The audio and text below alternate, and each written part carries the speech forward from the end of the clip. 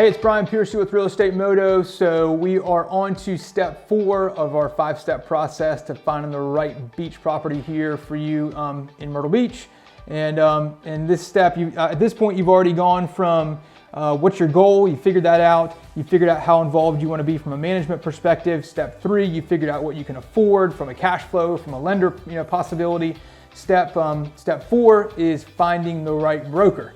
Obviously, we'd love for you to help, to work with us at Real Estate Moto, but ultimately, that's okay. We want to help you find the right broker, whether it be us or whether it be someone else. You may even be looking at a beach property in Florida. We don't even operate in that market. Hopefully, you can use this series to still help you find the right property. So number 1, it's all about experience. There's a stat that kind of blows my mind that I saw recently. There's 1.3 million agents in the country, and about half of those agents don't sell any properties. Think about that for a second. You've got 700,000 agents, half of the market effectively, that doesn't even sell one home or condo a year. Definitely don't want to work with them. You don't want to be their one sale for the year. Only 43,000 agents sell 25 or more homes or condos a year, and only 15,000 sell more than 50 properties a year. You don't necessarily have to get to that top 1%, but you want someone that does a good amount of volume, and certainly just volume in general. Jumping forward, actually taking that back for a second, maybe they're a newer agent. That may be okay. Do they have a support team though? Do they have a broker, a brokerage, a team member that they can go to help answer your questions as you're kind of formulating your search to the right property? So even taking that to the next level, there's some different questions that I think you should ask your agent as you're interviewing kind of buyer agents. I mean, think about if you were to sell a house, you're going to interview different agents, figure out what they can offer you from a marketing perspective. So many times, on the buyer side, people don't really think about that. They inquire on a property, and whatever agent they get, experience or not, they'll end up working with. So, but ultimately, it's just as important on the seller side. You want someone who's going to represent you, that's going to find the right properties for you, negotiate the right deal for you, in the end. So the questions you need to ask, you need to understand for this niche type of property, all the things that we've covered so far.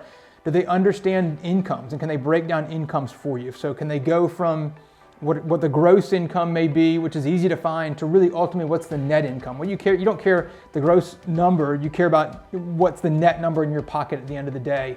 I had a client that came to us just a week or so ago. They'd been working with an agent for a month or two. They didn't realize until a month or two in that the numbers they were talking about were gross income numbers, which is a big difference from what the net income number was once they got into all those expenses and breakdowns and details. So do they understand the numbers and the cash, and can help you truly put together a cash flow chart to find the right property? Do they understand HOAs? The HOAs for properties like this are heavily involved. They cover a lot of things. On the surface, it looks like a big number, but ultimately it's because it covers a lot of different items. So do they understand HOAs and what they cover and what they don't cover?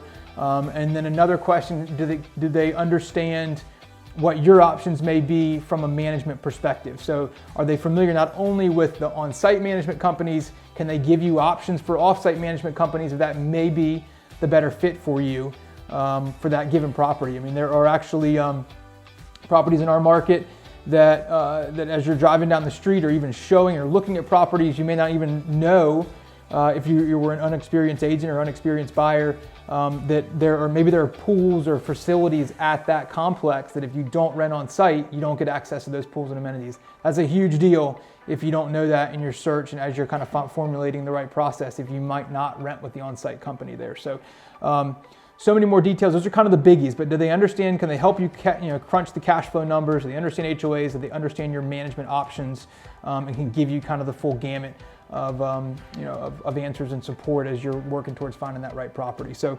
again, we'd love to help you. Ultimately, hopefully you can use these tools, these steps, and those questions to help find the right real estate broker for you to find the right property. So on the next step, the 5th step, is ultimately finding the right property. So kind of the fun part.